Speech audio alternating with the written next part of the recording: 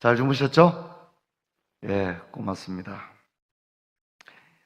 이제 오늘 한 네 번째 시간쯤 되니까 앉아 계신 분들 얼굴도 조금씩 눈에 들어오고 그렇습니다. 여러분 정말 영의 일에 힘쓴다고 하는 것은 참 하나님의 큰 은혜가 아닌가 그렇게 생각합니다. 저는 선교사 나가기 위해서 아내와 준비를 했습니다. 그리고 이제 선교사 파송 받을 준비를 하고 있었는데 섬기던 교회가 아주 좀 어려움을 당했습니다. 목사님, 장로님들 사이에 갈등이 생겼습니다. 목사님 설교하시는데 장로님들 올라와서 넥타이를 막 끌고 내려가는 장면을 보면서 야, 내가 주의 길을 가야 되겠나 말아야 되겠나 참 힘들고 어려운 시간을 보냈습니다. 또 물론 제가 선교사 파송도 못 받았습니다. 선교 하나만을 바라보면서 준비했는데 선교사 파송을 못 받았습니다. 그래서 또 교회도 부교육자들이 다 사임하게 되었습니다. 오갈 데도 없어졌고 선교의 꿈도 끊겼고 그래서 제가 신혼방에서 이제 교회를 고등학생 둘 데리고 신혼방에서 교회를 개척하게 되었습니다. 그래서 그때 교회 이름을 푸른 초장과 실만한 물가교회다 이름을 그렇게 지었습니다. 뭐 좀 이상하지 않습니까? 이름이 길죠. 근데 그때 이제 30대 초반이었으니까 교회 분란을 보면서 참 어떤 기성교회에 대한 어떤 강한 어떤 염증이 있었죠. 또 젊은 목회자로서의 어떤 그런 안타까움이 있어서 정말 좀 교회가 이래야 되겠는가 이런 마음에서 교회 이름을 좀 다소 길게 지었죠. 푸른 초장과 실만함을 감당하지도 못할 정도로 길게 지었습니다. 그러니까 정작에 성도들이 대표 기도하는데 자기 교회 이름을 자기 교회 잘 못 외우는 거예요. 푸른 교회다 했다가 늘 푸른 교회 했다가 그렇습니다. 시편 23편은 여러분도 좋아하지만 제가 굉장히 이 구절을 아끼고 좋아합니다. 98, 99 IMF 시절을 당해서 예배드릴 공간도 없어지고 조암산 기도원에 올라가서 예배드리고 동구에 있었기 때문에 복무공원에 가서 벤치에 앉아 예배드리고 그래서 성도 수가 3년이 되도록 10명이 넘지를 못했죠. 그러다가 제가 1999년도에 옥하는 목사님 알게 되면서 제자훈련 시작하게 되었습니다. 참 그때 받은 은혜가 참 컸습니다. 신자로서 거듭났지만 목회자로서도 거듭날 필요가 있었습니다. 목회자로서 지도자로서 거듭나는 순간 옥하는 목사님 강의를 들으면서 설교를 들으면서 참 많은 은혜를 받았습니다. 옥 목사님께서 광인론이라는 말씀을 전하셨는데 목사들이 미쳤다는 거죠. 미쳤다. 광인. 이제 뭐에 미쳤느냐? 목사님들이 목회 성공병에 미쳤다는 거예요. 큰 교회, 대형 교회하고 박사학위 받고 전국을 다니면서 집회를 하고 유명해지고 텔레비전에 나오고 그런 거 좋아한다는 겁니다. 그러면 안 되죠. 그건 잘못된 거죠. 그건 정말 잘못 미친 거다. 그리고 이제 한국 교회 안에 사모 현상을 강하게 질타하셨습니다. 허세, 허상, 허수 거짓말 하는 거죠. 허세 부리고 맨날 뜬구름 잡는 얘기나 하고 그렇게 한다는 겁니다. 그래 되겠는가? 목사들이 변화되고 목사들이 고쳐져야 한국 교회가 제대로 되겠다. 근데 목사들이 미쳐야 되는 것은 맞다. 뭐에 미쳐야 하느냐? 그런데 미치면 안 되고 목사들이 한 영혼에 미쳐야 한다. 그런 얘기를 하는데 참 제가 은혜를 많이 받았습니다. 성도수가 10명이 안 되고 예배드릴 곳이 없어서 복무원에 가서 예배드리고 주암산 기도원에 가서 예배드리고 반주자도 없고 그러던 제 상황 가운데 그 말씀은 젊은 목회자였던 제 가슴을 두드렸습니다. 그리고 정말 그 10명밖에 안 되는 성도들 예배드릴 때도 없어서 공원에 가서 예배드리고 기도원 떡갈나무 밑에 가서 예배드리고 그런 그 10명의 성도들이 하필이면 나 같은 목사를 만나서 정말 그 성도들이 너무 불쌍하게 느껴졌습니다. 내가 은혜 받고 돌아가면 10명도 저는 그때 그런 생각이 들었어요. 10명도 나 같은 목사한테는 10명도 너무 가분하다. 10명도 너무 많다. 그런 생각이 참 진실로 들었습니다. 그래서 그들에게 내 목숨을 바치리라. 그들을 위해서 진짜 목자 노릇을 좀 제대로 해야 되겠다. 그런 마음을 가지고 내려왔습니다. 그 이후에 제 목회가 참 큰 변화가 오게 됐습니다. 큰 변화. 다른 거 안 보고 이 못난 목사를 믿고 따르는 그 성도들을 위해서 눈물로 기도하고 양육하고 성경 가르치고 그런 세월의 시간들을 보내왔습니다. 여러분 오늘 시편 23편 한번 펴봅시다.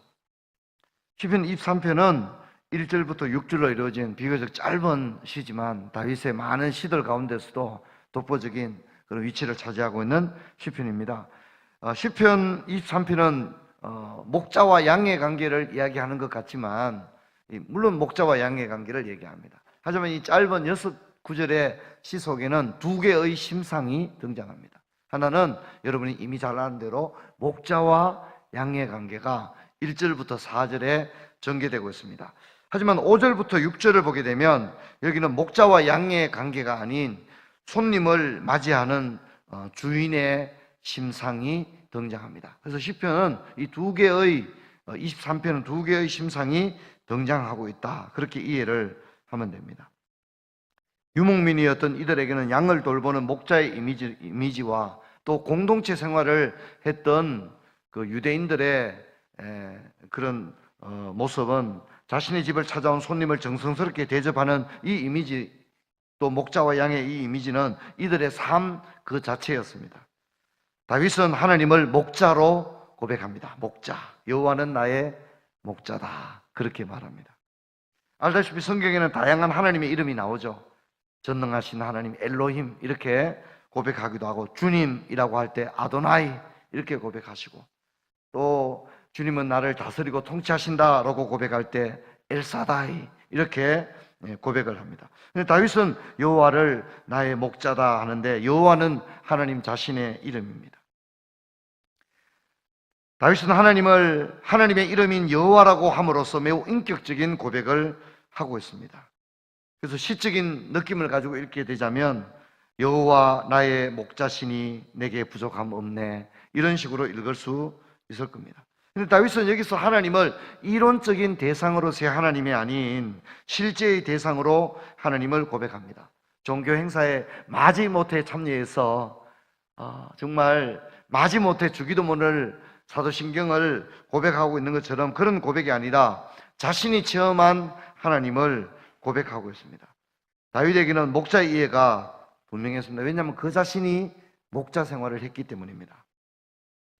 아버지의 양을 치면서 정말 산과 계곡과 황무지에서 그렇게 생활했기 때문에 목자가 어떤 존재인지를 누구보다 시인 다윗은 그 목자에 대한 이해가 깊었습니다. 우리가 알다시피 아버지의 양을 치다가 곰과 늑대들이 달려들게 되면 정말 수염을 잡고 그 입에서 이빨 사이에서 양들을 살려내었다고 그렇게 고백했습니다.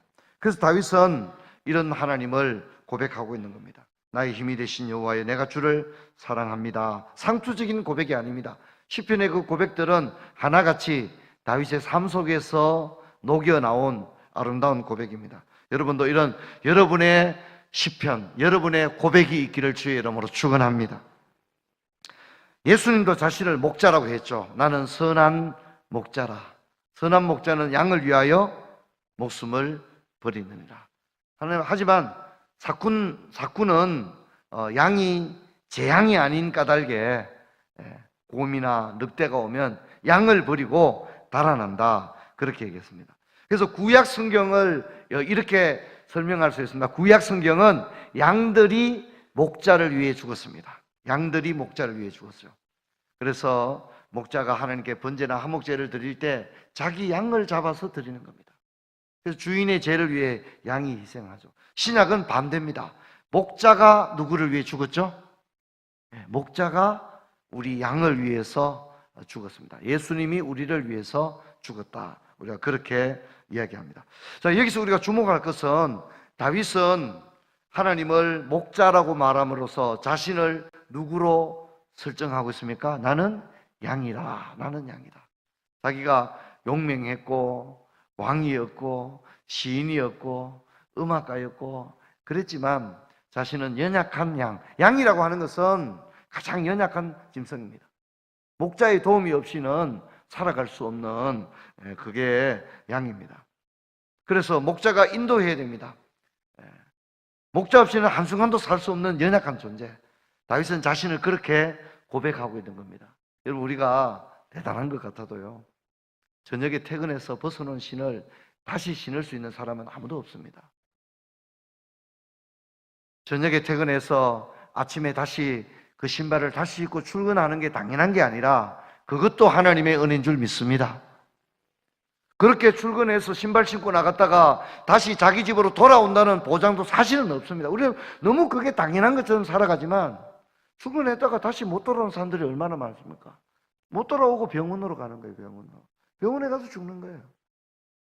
우리가 무슨 대단한 것 같지만 여러분, 오늘 하루도 무슨 일이 일어날는지 아무도 알 수 없는 것이 우리의 인생입니다. 우리가 양과 같은 존재입니다.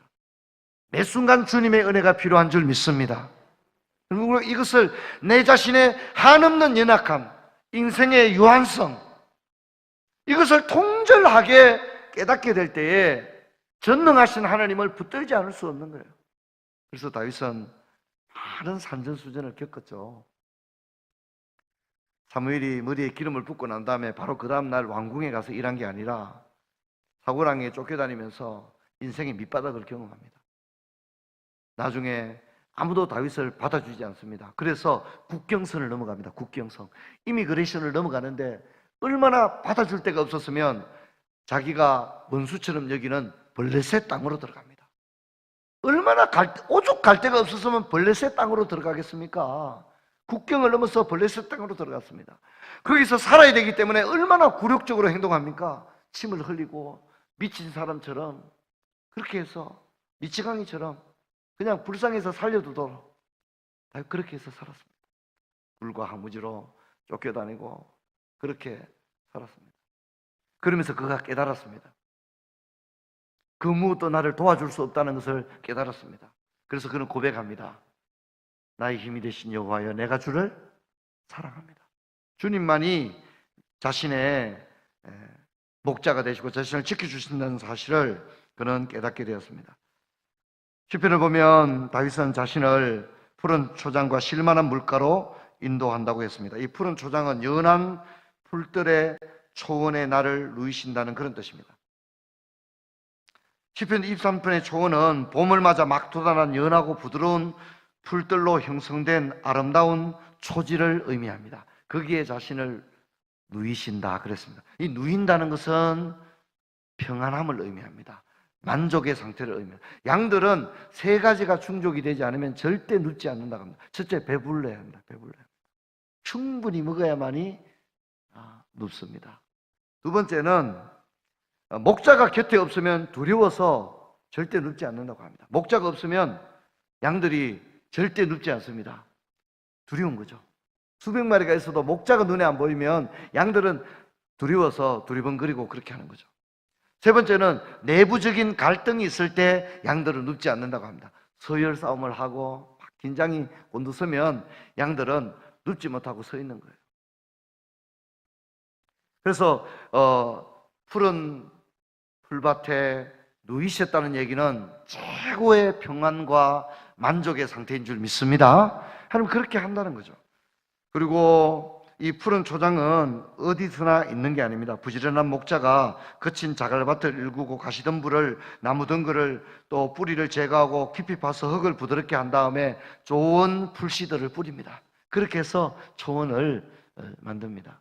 제가 이 고산 여행을 좋아합니다. 고산 여행. 제가 많은 고산을 다녀왔습니다. 에베레스트 베이스 캠프를 다녀왔습니다. 별로 안 놀라시네요. 거의 다 다녀오시나 봅니다. 그리고 안나푸르나 베이스 캠프도 다녀오고, 제가 고지 8,800 되는 그런 밑자락, 그런 밑자락의 베이스 캠프는 거의 한 해발 5,000 정도에 위치합니다. 5,500. 제가 가장 높이 올라가 본 게 5,500까지 올라가 봤습니다. 그런데 여러분, 에베레스트 베이스 캠프에도 양을 칩니다. 양. 해발 5,500에도 목자들이 거기서 양을 치고 있어요. 저는 너무나도 경이로웠어요. 너무나도 경이로웠어요. 풀 한 폭이 없을 것 같은데도 거기도 우기가 오면 해발 5,500에도 희한한 풀들이 자라납니다. 목자들은 거기까지 양들을 데리고 올라갑니다. 처음에는 뭡니까? 밑에 저지대에서, 해발이 낮은 곳에서 저지대에서 양들을 먹입니다. 거기는 뭐 냇가도 있고 이러니까 풀을 뜯기 굉장히 좋습니다. 그러나 이제 건기가 찾아옵니다. 그러면 이제 이 밑에 있는 저지대는 완전히 황무해서 저게 언제 초지였는가를 알아볼 수 없을 정도로 황무해져 버립니다. 그리고는 이제 산등성을 향해서 고지대를 향해서 올라가는데 최종적으로는 해발 5,500까지도 올라갑니다. 5,500을 넘었으면 그 다음부터는 거의 빙벽밖에 없기 때문에 어차피 풀을 찾을 수 없습니다. 더 이상은 올라가기 어렵죠. 거기까지 양떼들을 이끌고 올라가는데 이 양들은 풀을 열심히 뜯기 때문에 양떼들을 수백 마리를 풀어놓게 되면 거기서 몇 달씩 풀을 뜯을 수 있는 게 아닙니다. 한 곳에서 일주일을 머물면 이제 풀들이 완전히 다 사라지죠. 그러면 다음 초지로 옮겨야 되는데 목자는 미리 가서 그곳에서 양들이 풀을 뜯을 수 있도록 자기만의 초지를 미리 준비하는 겁니다. 좋은 풀씨를 뿌리는 겁니다. 특별히 이제 양들이 새끼를 낳을 때가 되었다든가 또 새끼를 낳아서 어린 양들이 이제 머물게 되는 그런 초지는 이 목축업을 하는 베두인들 입장에서는 가장 중요한 초지입니다. 그 초지는 아무 초지에 가면 안 됩니다. 첫째, 안전해야 되고요. 안전해야 되고 어린 양들이 웅덩이에 빠지지 않도록 안전한 또 계곡이 없는 그런 좋은 최고의 초지를 마련해요. 거기에 이제 양들이 새끼를 뵐 무렵이나 또 새끼를 낳을 무렵이나 또 어린 양들이 갓 태어났을 때의 초지는 최상의 상태를 가져야 됩니다. 그리고 그런 데는 이제 목자들이 미리 가서 영양가 있는 좋은 풀씨들을 뿌리는 겁니다. 그리고 독풀들을 다 제거합니다. 그래서 무릎까지 올라오는 싱싱한 풀들이 자란 초지에 양들을 마음껏 꼴을 뜯는데 갓 태어난 어린 양들이 생후 100일 이내에 몸무게가 100파운드, 즉 50kg까지 뿌릴 정도로 최고의 초지를 만든다. 그래야만이 어미 양들이 이렇게 좋은 젖을 내고 새끼들이 잘 자라기 때문에 그렇게 합니다.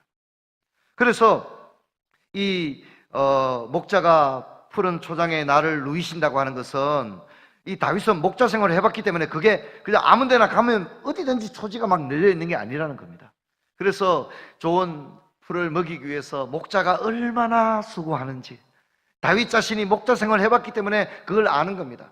그래서 나를 푸른 풀밭과 쉴만한 물가로 인도한다고 하는 것 속에는 양들을 아끼고 사랑하고 돌보는 목자의 그 노고와 그 헌신, 사랑, 돌봄 이런 것을 누구보다 다윗이 잘 알기 때문에 자신의 인생을 돌아보면서 하나님께서 나를 푸른 풀밭과 쉴만한 물가로 인도했다 그렇게 얘기합니다.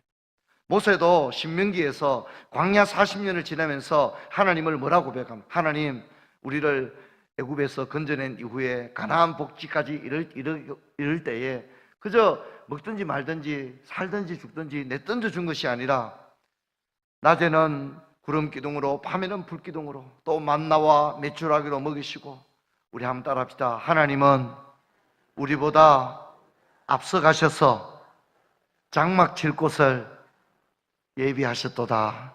그렇게 목자가 한 템포 앞에 갑니다. 그래서 다음번 꼴을 뜯을 초지를 완전히 준비시켜 놓은 다음에 양들을 딱 데리고 인도해 가는 거예요. 다윗 또한 모세도 고백하기를 하나님은 우리보다 앞서가셔서 다음번에 어디서 텐트를 쳐야 될지를 그냥 가서 그때 결정하는 게 아니라 하나님은 우리보다 앞서가셔서 예비하시는 줄로 믿습니다. 제가 이제 교회를 1996년에 개척하고 처음에는 이제 목회가 곧 설이라 이런 생각을 했지만 참 첫 목회는 너무 고단하고 어려웠습니다. 그래서 방촌시장에 한 달에 15만 원 월세 방을 사택으로 구했는데 성도 수가 10명이 안 되니까 한 달에 교회 전기세 물세를 내고 한 달에 월세 사택 15만 원을 낼 돈이 없었어요. 그래서 IMF가 자전거 나온 데는 훨씬 더 힘들어서 98년도에는 삼청 상가에 제가 있었는데 삼청 상가 옥상에 가건물로 이렇게 사택을 지었습니다. 가건물로.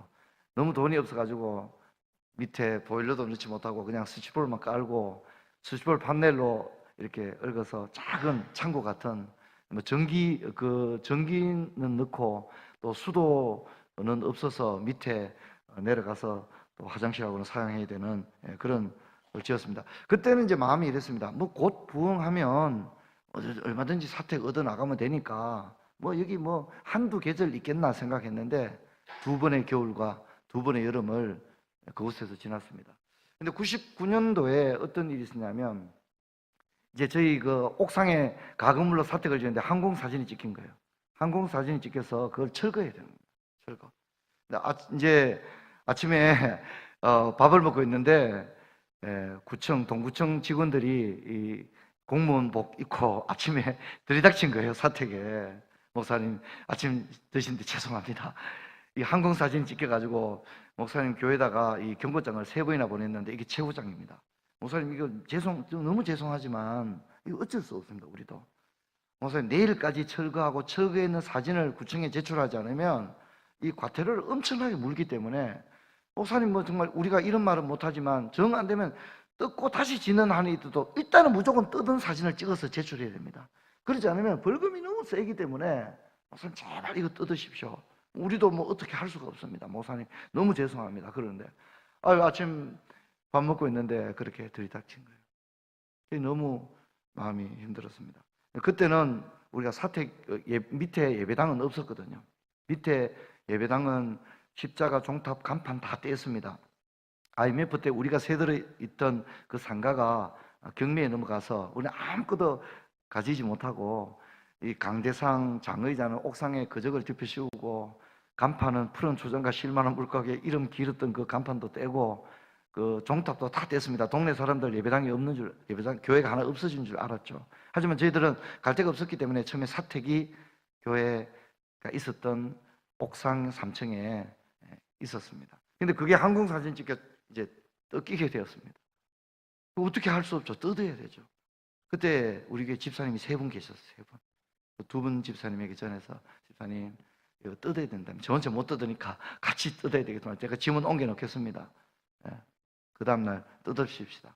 그리고 이제 어디 갈 데가 있어야 되잖아요. 어디 갈 때. 그래서 이제 집을 구하러 아침에 봉구차를 몰고 집을 구하러 다녔습니다. 그런데 이제 뭐 돈이 없었기 때문에 이제 제 마음에는 뭐 제가 세상 물정도 잘 모르고 그래서 시골에 가서 그 시골에 촌에 빈집 있으면 동네 어른들한테 허락을 받아서 일단 거기라도 짐을 좀 갖다 놓고 뭐 어떻게 해서라도 좀 이렇게 할 마음을 가지고 제가 이제 그 성주, 고령, 하빈, 뭐 문현, 봉촌 뭐 이 지역을 차를 몰고 봉고차를 몰고 시골 마을만 처음에는 이제 뭐 돈이 당장에 한 푼이 없으니까 일단 시골 마을의 빈집이라도 아니면 뭐 어떻게 해서라도 일단 짐을 옮겨놓고 아내와 어린 딸 데리고 어디 일단 가야 되겠다. 교회가 있으면 교회에서 처리하면 되는데 예배당도 없으니까 정말 갈 데가 없었죠. 그래서 봉고차 몰고 하루 종일 시골에 다녔는데 하루 종일 다녔지만 이사할 곳을 찾지 못하고 저녁에 돌아왔어요. 들어오니까 이제 아내가 여보 우리 짐 옮길 때 어디 구했어요? 이래 물었는데 여보 나 못 구했다고. 그래서 말없이 저녁을 먹고 잠을 자는데 여러분 제가 이래도 6남매 막내입니다. 6남매 막내. 사랑을 많이 받고 자랐거든요. 그런데 이제 저녁에 이불을 덮고 자는데 내일은 무조건 뜯어야 됩니다. 짐은 아내가 다 싸놨는데 이거 짐을 갖다 놓을 데도 없고 저녁에 이불을 덮고 자는데 눈물이 나더라고요. 이불을 덮고 자는데 서럽고 눈물이 나더라고요. 그래서 우는 모습을 또 아내에게 보일 수도 없고 이불을 여기까지 눈 여기까지 다 올리고 정말 그렇게 우는데 참 마음이 힘들더라고요. 그때 제 마음에 성경 구절이 하나 생각이 났어요. 내일 일을 염려하지 말라. 내일 일은 내일 일을 염려하지 말라. 내일 일은 어떻게 해요? 내일 일은 내일 염려할 것이요. 내일 일은 내일 염려할 것이요. 한날 괴로움은 그날의 족하니라. 한날 괴로움은 그날의 족하니라. 나름대로 가장으로서 처자를 데리고 짐이라도 옮겨놓을 곳 찾아보겠다고 고령으로 성주로 하빈으로 하루 종일 온 이 마을 가서 물어보고 저 마을 가서 물어보고 바디를 하는 할머니한테 가서 이 마을에 빈집 혹시 있는가요? 물어보고. 그렇게 저도 한날 괴로움을 당했던 것 같아요. 한날 가장으로서 내가 해야 할 일이 했는 것 같아요. 내일은 집을 뜯고 또 내일은 어디인가 짐을 옮겨야 되지만 내일 일은 어떻게 해요? 내일 염려해라. 참 그 말을 내가 믿어졌어요. 그래, 내일 일은 내일 염려하자. 내일 일은 내일, 오늘 밤은 자고 내일 일은 내일 해가 뜨면 내일 염려하자. 그 말씀이 제 마음에 참 큰 위로와 힘으로 다가왔습니다. 하나님께서 우리를 버리지 않는 줄 믿습니다.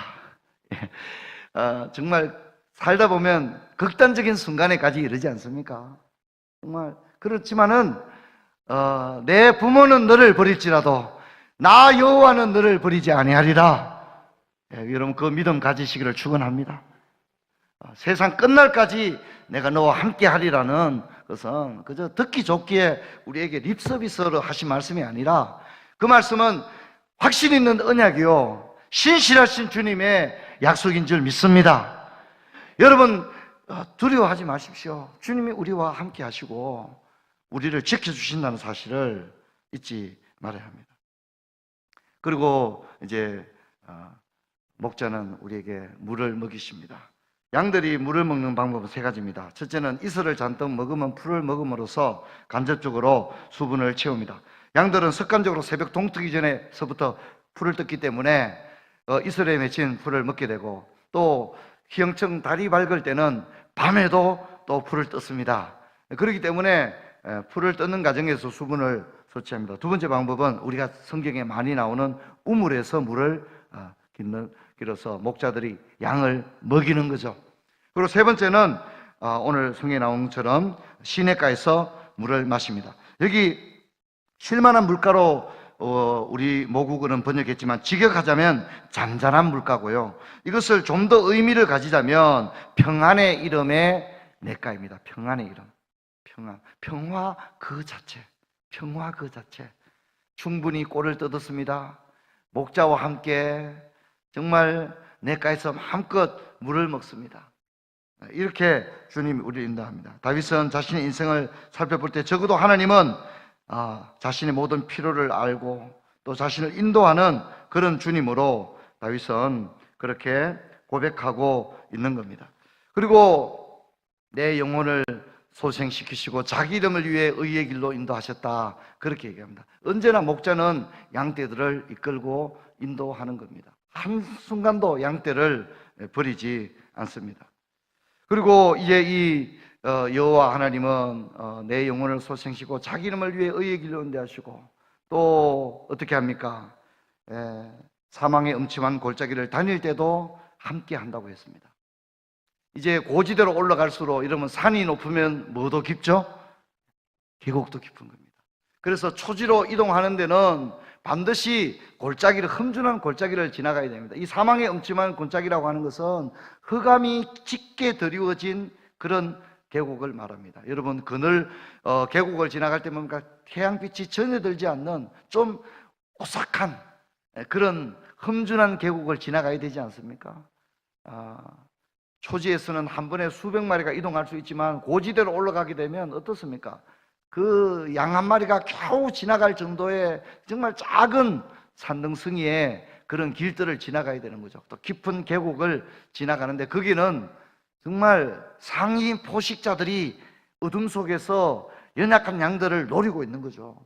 그렇기 때문에 목자는 신속하게 그리고 안전하게 양떼들을 딱 인도를 해야 돼. 양들도 그런 곳을 지나갈 때 두려움을 느낍니다. 우리도 산행을 할 때 정말 깊은 계곡에 여러 명이 함께 산행할 때는 괜찮지만 정말 어둠이 짙어지고 또 안개가 짙고 또 깊은 계곡에 정말 햇빛 하나 들지 않는 그런 계곡을 지나갈 때는 좀 오싹한 느낌이 들지 않습니까? 양들도 마찬가지인 거죠. 위협을 느끼고 두려움을 느끼는 겁니다. 그것을 고백할 때 사망의 음침한 골짜기라고 했습니다. 그러나 그럴 때도 양들은 두려워하지 않습니다. 그 이유는 오직 하나입니다. 그것은 주께서 함께 하시기 때문인 줄 믿습니다. 주님이 함께하면 두려움이 없는 줄 믿습니다. 주님이 함께하는데 왜 두려움을 느낍니까? 아무 걱정이 없는 거죠. 그래서 주님은 어떻습니까? 푸른 초장에 있을 때도 함께 하시고 사망의 골짜기를 지나갈 때도 함께 하시는 줄 믿습니다. 이것이 다윗의 고백입니다. 함께 했기 때문에 다윗은 두렵지가 않았습니다.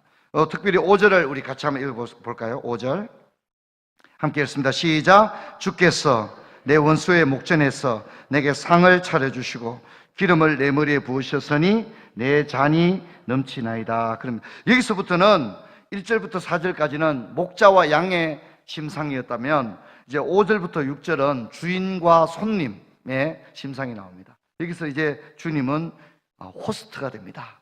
주인이 되어서 이제 초대하는 겁니다. 그래서 주께서 내 원수의 목전에서 내게 상을 차려주셨다. 상을 차려주셨다는 이 아라크라는 단어는 정돈하다, 배열하다, 한 줄로 가지런히 놓다 이런 뜻을 가집니다. 그러니까 이런 얘기입니다. 지금 여기에 만찬은 정찬을 의미합니다. 냉장고에 있는 거 몇 개 꺼내가지고 데펴가지고 대충 차린 임기응변식의 급조된 식탁이 아닙니다. 이 식탁은 계획에 의하여 매우 면밀하게 준비된 정찬을 의미합니다. 에피타이저가 있고 본식이 있고 디저트가 있고 또 마지막에 포도주를 먹는, 그래서 내 잔이 넘치나이다까지에 이르는 매우 정중한, 이 주인이 자신의 최선을 다하여 준비한, 그래서 뭐 대충 막 이렇게 놓은 게 아닙니다. 이 아라크라는 단어는 이 식탁이 아주 잘 정돈되어 있는, 배열된, 차려진 이런 뜻을 가지고 있습니다. 주님은 우리에게 이런 은혜를 베푸는 줄 믿습니다. 우리에게 그런 상을 베풉니다.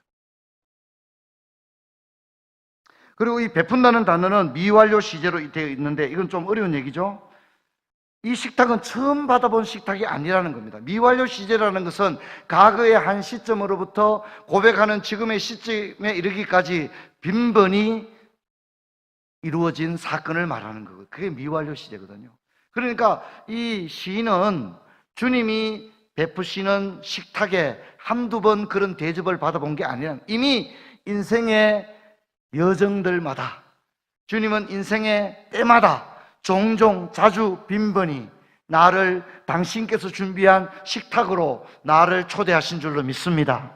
다윗은 그런 고백, 이런 은혜가 처음, 나 처음 이런 상 처음 받아본다 이게 아니라, 다윗은 자신의 인생 여정에서 참으로 매우 자주 주님께서 자신을 위해 배설한 매우 정중하며 잘 갖추어진, 그리고 주인의 정성이 가득 담긴, 주인의 마음을 읽기에 조금도 부족함이 없는 그런 정찬을 여러 번 받아봤다고 그렇게 고백하고 있습니다. 그런데 이 5절의 이 정찬은 조금 특이합니다. 왜냐하면 원수의 목전에서 베풀어졌기 때문입니다. 원수들이 다 지켜보는 앞에서 정찬을 베푸신 겁니다. 원수들은 이 주인이 이 시인을 초대해서 베푸는 식탁을 다 지켜보고 있습니다. 이것을 유진 피터슨의 메시지 성경은 좀 재밌게 표현하고 있는데요. 제가 한번 읽어보겠습니다. 주께서 내 원수들이 보는 앞에서 내게 성대한 만찬을 차려주시고 축 처진 내 고개를 세워주시니 내 잔에 복이 넘치나이다. 이렇게 고백하고 있습니다. 여러분, 이 식탁은 일상적인 식탁이 아닙니다. 왜냐하면 시인은 지금 원수 앞에 있기 때문입니다. 시인의 원수가 누구죠? 사울 왕입니다. 사울은 왕입니다. 수백 명의 특수부대를 풀어서, 킬러들을 풀어서 다윗을 죽이려고 합니다. 다윗을 죽인 자에게는 몇 계급 특전을 하겠다, 아마 그렇게 했겠죠. 머리에 현상금을 내세웠겠죠. 그래서 다윗은 뭡니까? 쫓기는 어린 양입니다. 아무 무방비 상태에서 아무도 자기를 도와줄 수 없는, 그래서 정말 두려움에 떨고 있는 어린 양이요, 갈 바를 알지 못하는 도망자의 신세가 다윗입니다. 여러분, 그런 도망하는 그런 다윗이 물 한 모금 마음 편하게 마셔봤겠으며 밥인들 제대로 차려진 밥을 먹었겠습니까? 끼니가 지금 문제입니까? 언제 죽을지 모르는데 이 굴로, 저 바위로, 저 황무지로 몸을 숨기지 않았겠습니까? 얼마나 두려움에 떨었겠습니까? 여러분, 그런 다윗이 얼마나 먹지 못하고 줄이고 또 긴장과 초조와 두려움으로 자지 못했겠습니까? 그때 주님이 나타나신 겁니다. 누구 앞에서요? 원수의 면전에서. 할렐루야. 할렐루야. 원수의 면전에서 나타난 겁니다. 여러분들도 원수가 있습니다. 여러분을 해코지 하는 사람, 여러분이 잘못될 때 기다끓이면서 좋아하고 내 그럴 줄 알았다 이런 얘기는 하고, 그런 사람, 내 괴롭히는 사람. 그래서 다윗처럼 우리도 인생의 원수의 면전 앞에 설 때가 있다는 겁니다. 그래서 다윗도 고백하죠. 주여 어찌하여 내 원수들이 이렇게 많으나이까? 저 원수들을 내게서 떠나가게 해달라고 다윗이 얼마나 많은 시에서 고백하고 있습니까? 먹지 못하고 자지 못하고 줄이고 목마르고 배고프고 또 한 치 앞을 내다볼 수는 불확실한 미래 가운데서 떨고 있는 이 시인을 주님은 찾아오시는 겁니다. 그리고 시인에게 뭘 베푼다고요? 정찬을 베푸는 겁니다. 정찬을 베풀고 원수들이 지켜보는 앞에서 밥을 주는데, 여러분, 이 원수들이 지켜보는 것은 지극히 위험하지 않습니까? 그러나 그렇지 않습니다. 중요한 것은 이 정찬의 호스트가 누구냐 하는 겁니다. 이 호스트는 사울 왕이 아닙니다. 세상에 흔하고 흔한 왕이 아니라 만왕의 왕이신 줄 믿습니다. 믿습니다. 그 주님께서 정찬을 딱 차려주신데, 원수들이 보라는 듯이 원수들이 보는 앞에서 정찬을 차려주시고 먹으라고 하는 겁니다. 승리의 식탁입니다. 승리의 식탁. 내 주님이 누군지를 똑똑히 봐라. 야, 원수들, 너희들 똑똑히 봐라. 내 주님이 이런 분이다. 그리고 내가 이 주님의 보호를 받고 있다. 여러분, 이 식탁은 단순히 한 끼를 해결하기 위한 그런 식탁이 아닙니다. 이 식탁은 승리의 식탁이요, 간정의 식탁인 줄 믿습니다. 원수들이 다 보는 앞에서, 이야, 주님이 저 사람을 보호하고 있구나. 주님이 저렇게 거대한 식탁을 차려놓고 저 사람을 초대하고 있구나. 여러분, 얼마나 놀랐습니까? 시인은 생명을 보장받지 못한 채 강야와 사막과 황무지와 들판과 바위 틈에서 쫓기는 어린 양처럼 떨어야 했습니다. 생명은 원수들에 의해서, 원수들은 호시탐탐 다윗의 목을 노리고 잠복해 있었습니다. 도망자의 신세가 된 시인의 일상은 무너졌고 평화는 깨졌습니다. 이런 상태에서 목에 음식이 넘어가겠으며 끼니를 챙길 겨를이나 있었겠습니까? 끼니는 고사고라도 물 한 잔도 마칠 수 없었습니다. 그때 주님이 나타나셔서 시인을 식탁으로 불러냅니다. 원수들이 다 보는 앞에서 나를 해코지하고 내가 망하는 거 좋아하는 그런 사람들 있지 않습니까? 예. 여러분, 제가 참 마음이 아픈 것은, 저희 교회가 무당집에서 예배당 지었다 얘기했잖아요. 그러면 역사가 50년, 100년 된 교회들은 일단 기본적으로 예배당을 가지고 있다 보니까 땅이 있잖아요. 그렇죠? 그래서 그 땅을 팔고 새로운 곳에 예배당을 짓든지, 최소한 있던 땅이 있으니까 땅이라도 허물고 그 위에 짓든지 하지만, 개척교회는 사실 아무것도 없거든요. 땅을 사야 되고 건물을 지어야 되고 이러기 때문에 참 개척교회가 예배당을 짓는다는 건 참 어려운 일입니다. 저는 그 과정을 지나봐서 합니다. 그러면 너무, 저희도 예배당 지을 때 150명이 지었습니다. 150명. 그러니 어렵죠. 교육자 생활비도 없고, 제가 어제 얘기했죠. 교육 준 사람들 등록금도 대줄 수 어렵습니다. 형편이, 재정적으로 형편이 어렵고 은행에 론이 많다는 것은 누구나 알 수 있는 사실 아닙니까? 그런데 저는 참 너무 마음이 힘들었어요. 왜냐하면 우리 교회에 안 좋은 소문이 자꾸 나는 거예요. 주위에서. 야, 푸른 초상교회 경매 넘어갔다 하더라. 젊은 목사가 돈도 없는데 막 예배당은 막 지어놓고 저 벌써 경매 넘어갔다 하더라. 그리고 막 교인들이 막 동네에서 얘기를 듣고 장로님하고 목사님한테 막, 목사님, 우리 교회 경매 넘어갔는데 맞아요? 막 전화가 오는 거예요. 또 우리 장로님들한테 막 전화가 오는 거예요. 야, 장로님, 우리 교회 경매 넘어갔다고 동네 소문 다 났는데 맞습니까? 그렇게 전화 오는 거예요. 그리고 여러분, 제가 참 이런 얘기도 들어요. 노회 체육대회를 갔는데 어느 장로님이 저보고 그러는 거예요. 목사님, 그 후임 오시기로 했다면서요. 막 이러는 거예요, 저보고. 후임이 뭔지 모르십니까? 한 번은 우리 교회 권사님이 막 야단이 났어요. 우리 집에 전화 오고 야단이 났어요. 제가 교통사고로 적사했다는 거예요. 제가 교통사고로 적사했다고 사택으로 전화하고 야단 났어요. 막. 온 성도도 있잖아. 목사님 사고 나서 적사했다면서요. 119에 실려갔대요. 뭐 사람 그냥 있는데. 야, 제가 너무 눈물 나더라고요. 정말 여러분, 우리가 정말 이 입이라고 하는 것은 하나님 앞에 선하게 하게 되기를 축원합니다. 할렐루야. 확인도 안 된 사실들을 가지고 막 입을 그렇게 하는 것은 참 저는 그때 좋지 않다는 거예요. 저는 개척하는 과정에서 그런 걸 너무 많이 봤기 때문에 그런 얘기, 저는 정말 그때 너무 힘들었어요. 근데 그 소문이 정말 동화사 있는 사람들이 팔공산에서 소문 그런 게 낸 거 아니거든요. 여러분, 그런 소문을 주로 누가 내요? 교회에서 소문 내는 거. 옆에 다른 교회들이. 우리 교회 당회가 너무 그것 때문에 당회가 스트레스 받았어요. 매번 무슨 교회 부도났다고 성도들이 전화하고 이러니까. 그래서 우리 당회에서 사실 조사를 했어요. 그 소문의 진상지를 역추적했어요. 역추적 정말 했어요. 당회에서. 그때 너무 이것 때문에 우리 당회가 스트레스 받았거든요. 역추적했는데 그 소문의 지는지 몇 달이 건너가면 누가 가더라 겠다 이렇게 가는 데가 있는데, 여러분 죄송하지만 그게 다 옆에 인근 교회들이더라고요. 참 우리 사람들이 참 못됐어요. 남 안 되는 거 즐기고 그렇게 하는 거예요.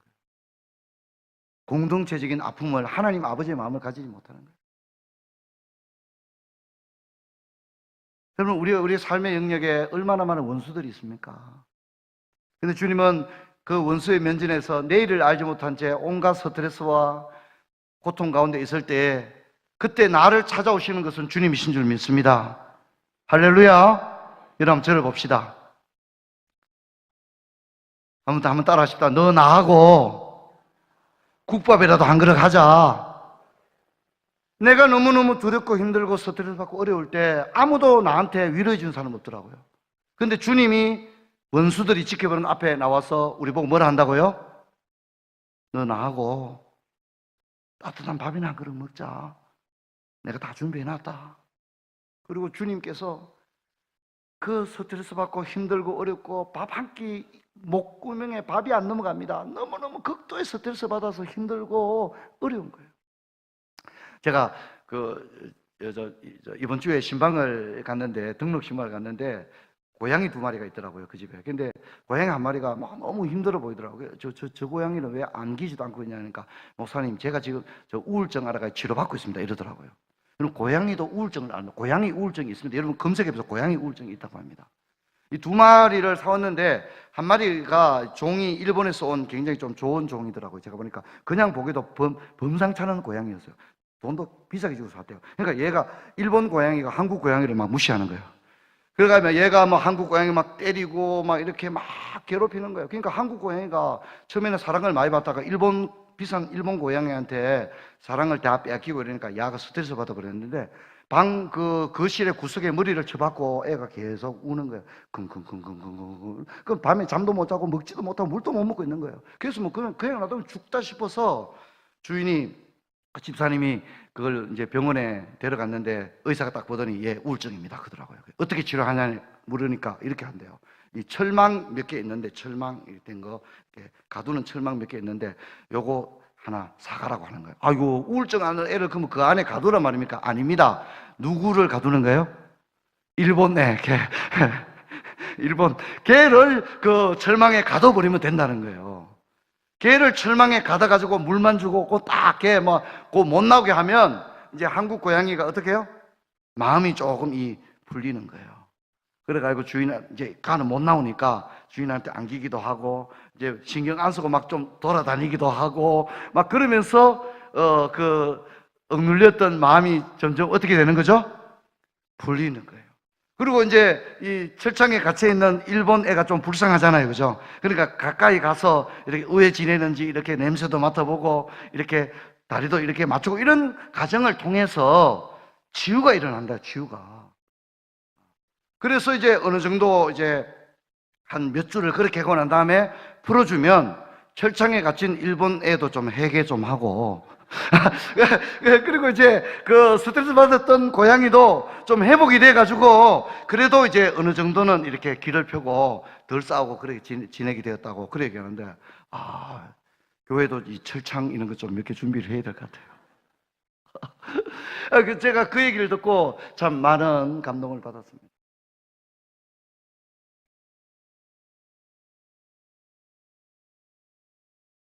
여러분, 주님은 왜 하필이면 밥맛 떨어지게 만드는 원수들 앞에서 밥을 먹게 하십니까? 원수들 꼴도 보기 싫고 보기만 해도 체할 것 같은 저 원수들이 보는 앞에서 꼭 이 밥을 먹어야 합니까?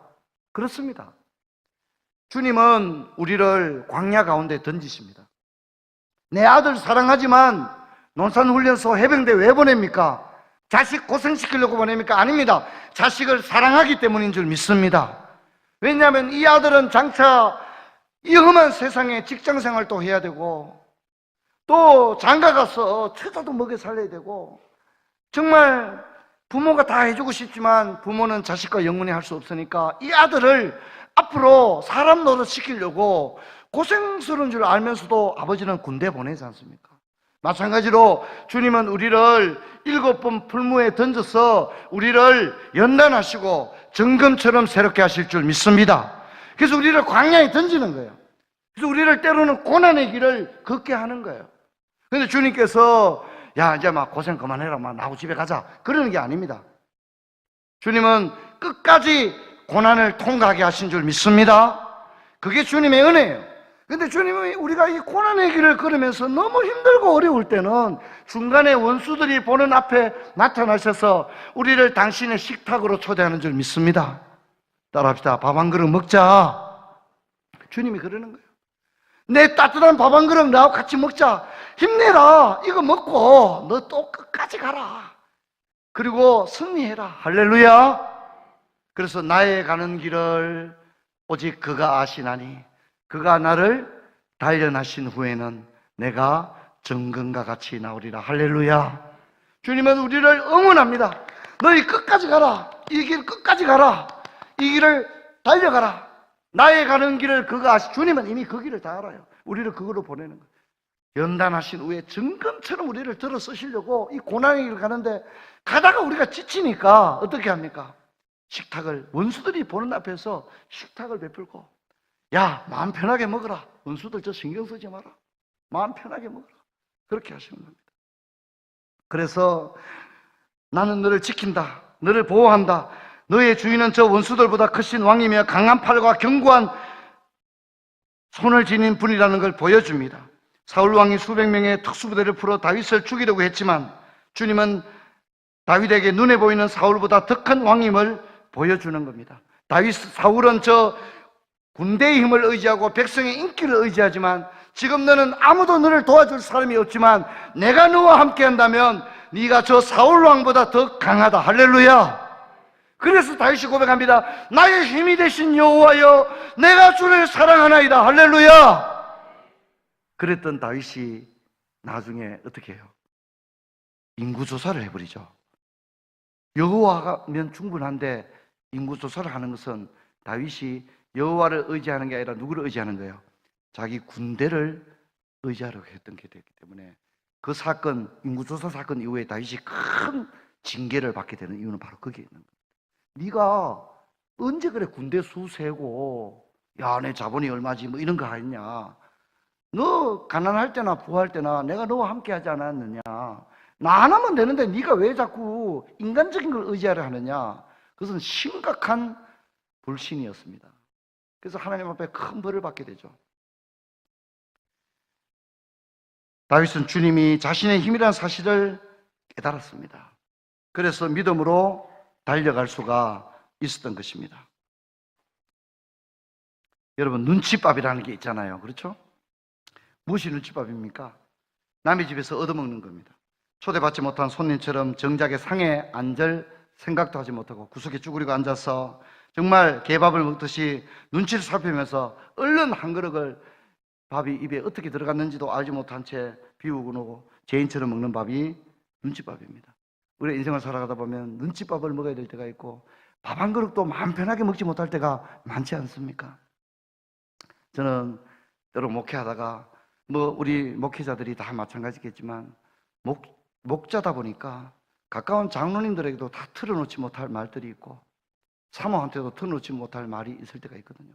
정말 목사 한 명이 혼자서 고독하게 자기 십자가를 지고 가야 될 때가 있습니다. 너무 힘들죠. 강단에 올라와서 눈물로 기도하는데 이걸 어디 얘기도 못 하겠고, 주님만 아시는, 그리고 주님 앞에 모든 걸 내어놓는 그런 기도를 하고 너무 힘들어요. 그런 기도를 하고 나면 막 진액이 다 빠져서 견딜 수 없는 고통을 느끼거든요. 그럼 저는 그럽니다. 밥 한 그릇 따뜻하게 먹습니다. 제가 가서 밥 한 그릇, 곰탕 한 그릇 시켜놓고 먹습니다. 그리고 내 스스로 말합니다. 임 목사, 곰탕 한 그릇 깨끗하게 비우고 힘내서 일어나라. 누군가 나를 위로해 주지 못할 때, 힘들고 어렵고 지칠 때, 목회길이 지치고 힘들 때 제 스스로라도 국밥 한 그릇, 곰탕 한 그릇 먹으면서 제 스스로에게 얘기합니다. 이 따뜻한 국밥 한 그릇 먹고 힘내자, 임 목사. 내가 저한테 얘기하는 거예요. 이 한 그릇 먹고 힘내자. 주의 길 가자. 할렐루야. 주님은 우리가 힘들 때 찾아오셔서 따뜻한 국밥 한 그릇 먹자, 그렇게 하시는 주님이신 줄 믿습니다. 그리고 우리에게 기름을 발라줍니다. 이 기름을 바르다는 것은 치유의 의미를 가지고 있거든요. 만찬도 해서 주님은 우리에게 밥 먹었나? 밥 한 그릇 먹자. 배 부르는 거 거기서 끝나는 게 아니에요. 왜냐하면 배는 불렀지만 마음의 상처는 그대로 남아있잖아요.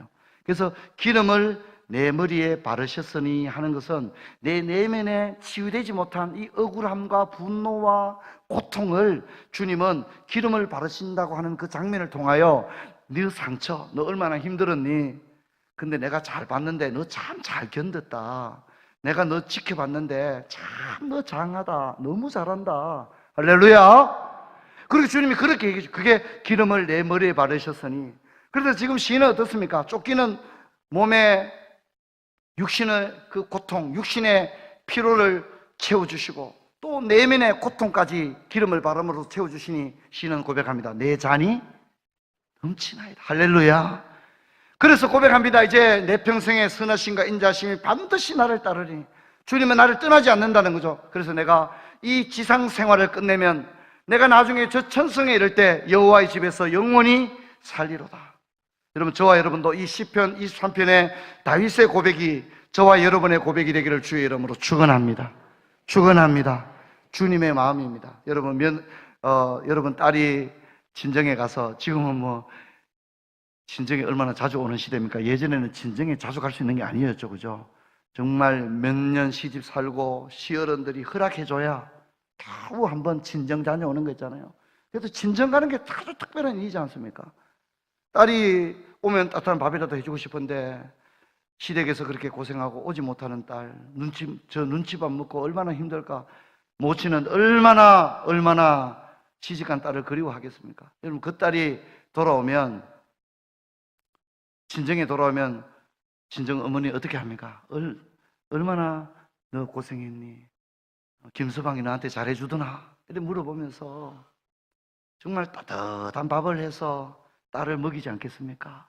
그리고 너 아무 생각하지 말고 불러놨으니까 아랫목에 누워서 너 편하게 엄마가 이불 덮어줄게. 너 잠이라도 푹 잤냐? 너 푹 자라. 너 좋아하는 거 엄마는 물어볼 필요도 없습니다. 딸이 뭘 좋아하는 식성을 엄마가 아니까 맛있게 준비해서 너 아무 걱정하지 말고 먹으라 하지 않겠습니까?